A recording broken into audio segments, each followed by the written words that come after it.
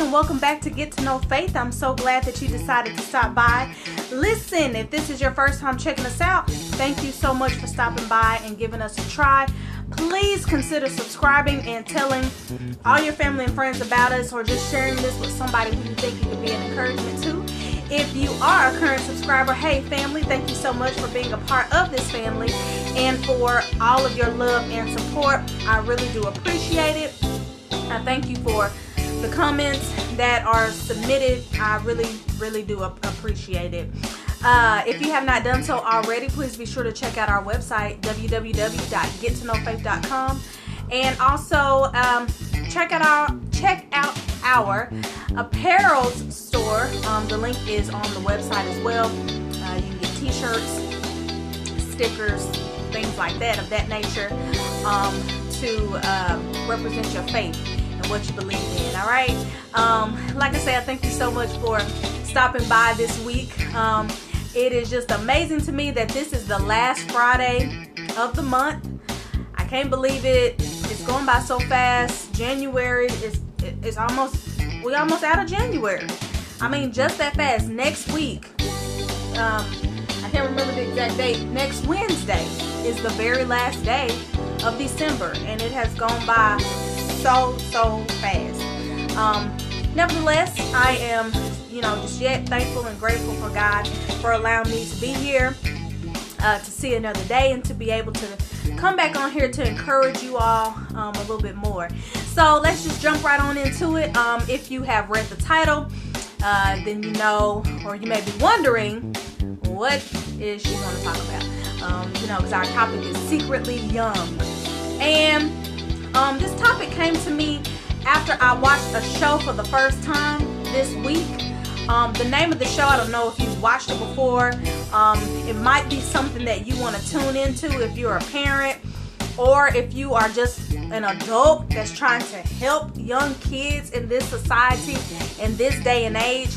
I think that it's a good eye-opener, and it's a show that you may want to tune into. It gives you an insight on, what's really going on with our youth today and how they are impacted so much by social media.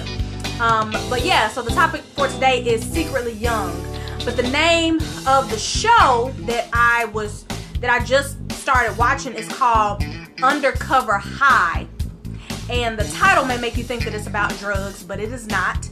It is actually about 7 adults who go undercover as high school students. And they do this for an entire semester to get an insight on what is actually going on with our young teenagers in today's society. Like I say, this is a brand new show. This week was like their 3rd episode. So it may be something that you might want to tune into, because I can tell you that just looking at the episodes that I've seen so far, it amazes me, like in class these days, like it seems like every student has a cell phone. And I mean, these kids were on their cell phone. They weren't paying attention to the teachers. The teachers were talking. The kids were so disrespectful. And, it kind of breaks my heart, because, when I was in high school, there was no social media. And I'm not even that old, okay? I still consider myself very young. And when I just know that when I was in high school, I'm talking about from freshman year all the way to my senior year, there was no social media. I think the most that we had was MySpace at the time. But the thing about it is that the cell phones that we had at the time did not have internet access. They weren't that advanced yet. So if you wanted to get on MySpace, you had to have a computer at home. And at that time, computers were a little bit expensive. So, people just didn't have them in their house that frequently as much as they do now, because now you have internet access on your phone. It's right there in your hand at all times. So you have access to this stuff whenever you want to pick up your phone. Boom, you have access to it. And it wasn't always like that. You had to go to a library to get on the computer, or like I say, you had to have computer access at your house in order to really just interact with Facebook like that. But nowadays, you don't have to have that. I mean, and like I say, MySpace was the biggest thing, you know, when I was in high school. And it was nowhere near what it is now. And it's very sad to see how disrespectful these kids are to these teachers.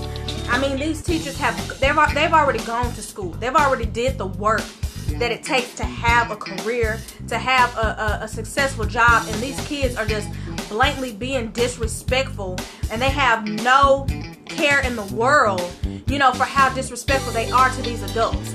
Now, granted, a lot of it comes from lack of teaching at home. You know, I've heard so many times charity begins at home.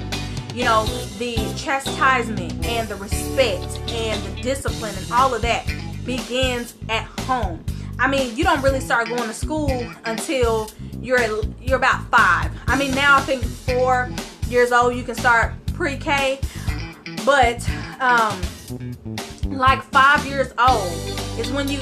So I'm saying for an entire 5 years, that is you're getting, you know, a lot of your molding and things like that happen at home within those 5 years. So, you know, I see so often, you know, a lot of parents, they just they take their kids to school and they're like, here, you deal with them. But that's not fair to the teachers. So if you know a young person, if you know young people that you see are being disrespectful or something like that, you know, I think that we really need to start digging deep and figuring out what's going on with our kids. I'm not a social media type person. Yeah, I have YouTube, but as far as my personal life, I'm not putting that on social media. I refuse to do it. That's not who I am. And I just don't feel the need to put my personal business out there like that for the whole world to see, to judge, to look at and explore.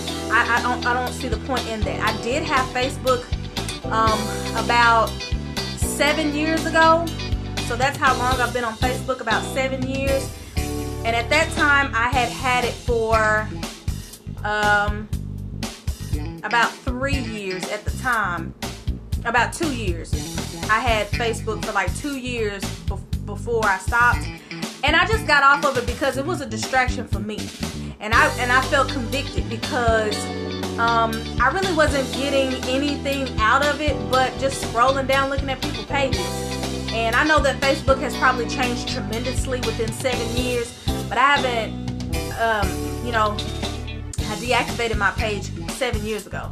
So I'm not a social media type person. I'm not against anybody that's on there doing positive things, but I'm just saying it's not for me. So anyway, this video is mostly about, you know, doing what we have to do to understand what these kids are dealing with and what these kids are going through. I have a preteen, so it's very important to me to dig in and find out what's going on with our kids. And the Bible speaks of this. So I'm not surprised by what I'm seeing. I'm just hurt by what I'm seeing, because I know that the Bible says that these things are going to happen. Children are going to be disobedient to parents. And, you know, that's, if they're going to be disobedient to parents, they're going to be disobedient to authority across the board. But I'm just saying, I want to pose a question to you. If you were asked to go undercover as a high school student, granted that you know, I mean, you have to look the part, you have to look, you know, kind of young or whatever. Granted that you look the part, you fit the part, would that be something that you would be interested in? Comment down below and tell me what things you would look for if you were to go undercover as a secretly young teenager. What would you look for? And what type of things would you want to change once you discover these things are happening? How would you handle it? So comment down below and let me know if you would secretly go undercover as a young teenager and what you would do to help these kids, because our kids they're dying spiritually, emotionally, and the most important thing is their spirit. I don't want to see any young person die and lose out on an opportunity to spend eternity with Jesus Christ. That is the whole purpose of life.